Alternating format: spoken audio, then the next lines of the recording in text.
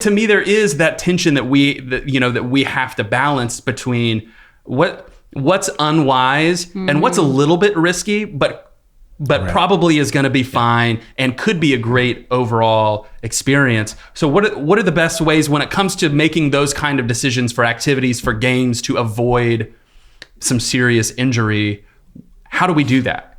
What are those filters? Yeah, I think one of them is just not creating in silo or in a vacuum. Running whatever it is you're thinking about doing through the lens of someone else's perspective, point of view, judgment, all of that. A lot of times youth pastors don't necessarily collaborate well, either with other youth pastors or might not necessarily include volunteers in the planning process like we really could. Right. And get in trouble.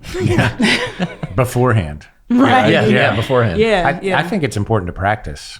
Like hosting a game a lot of times is harder than speaking, for instance. And there's so many variables going on during a game and, just picking volunteers and things like that. I remember one game we had where the two people were tied together with like a bungee cord and they were basically going, back and forth trying to get apples or something. I can't remember what it was. Apples always cause trouble. Yeah. Apples are trouble. Bad apples. Wait, never use apples. There's another tip.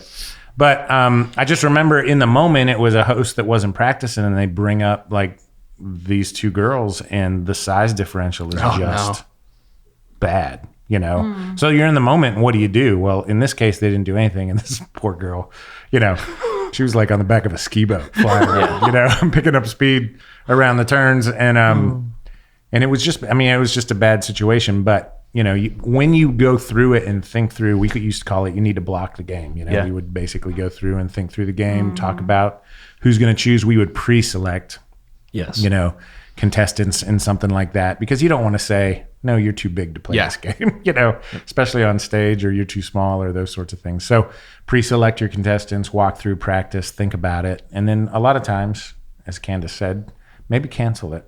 Come up with something else, The other thing was like, we had a ton of eating games. And it sounded weird, but we would always ask about allergies. I'd be like, hey, I need someone you're going to eat something and you can't have any allergies. Which made me wonder if I was going to get sued because the non-allergy kids were going to sue me because they couldn't play the game, or the allergy kids. So just some ideas. Yeah. So the term that comes up in the literature would be foreseeability. Is you're held to a standard of foreseeability. Could you foresee this happening? So if a meteor hits them, that's not foreseeable unless you went out and played in a meteor storm. But you're not held accountable to that. But if you're going to have people from all directions run to the same spot, laws of physics come into play that you can't occupy the same space. You should have known. Yeah. So then there's this, that is foreseeable that this could happen. Yeah. So I think asking that question, what could go wrong? We tend to live on the how awesome it's going to be and how great pictures and it's going to be laughter. But what if it didn't go great? What is? And then that's the foreseeability that's like, okay, is that appropriate, worth it? Or can we mitigate that with protective clothing? Can we have this? Or let's stage it or scale it or something. So it's not don't do the activity. It's do it in a manner that it's a great way that focuses on safety. And I think with that, though, it requires some self-awareness, right? You have to be aware of your abilities and your giftedness. And do you have the gift of being able to think through the details in advance? And if not, that goes back to that whole, collaborate. Because maybe you can't think through, you don't have the gift to think through in detail every aspect of something. All right, so there's injury that could come from activities, games, all sorts of things. What else? What are some other things that we should be thinking through? What areas of ministry? I'm just thinking through social media and everything else, kids' faces of minors. When I first started, before social media got big, I remember in education, we were supposed to have websites up, but if we showed a kid's face, we would be fired.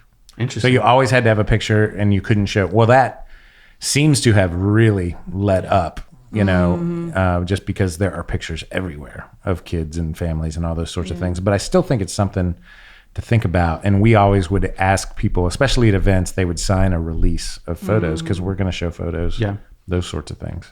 I think I've seen some things now where with that specifically, that there's like signs in some churches Yeah. and like in the bulletin Above the that door. just says, Yep. Yep. hey, if you're on this premises, then you are allowing yourself to blank unless Yeah. you stop by blank and fill out whatever form. Well, that is one thing we used to have them check the box when they were registering, and you always had 4 or 5 kids that wouldn't.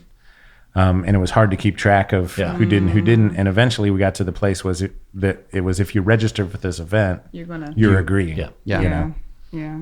So. But that kind of also brings in just, permission slips. Some people just refer to just permission slips. But thinking about all the different components of a permission slip, the liability component, the medical release, if you're doing something that might be physically, whatever, then making sure that parents sign off and say that my child is physically able to do this. Because that can also, if you're doing something like, rock climbing, I don't know. Yeah. Not all kids might be physically able to do that. And a parent needs to sign off, or injury might happen, and just make sure that the church is not held responsible.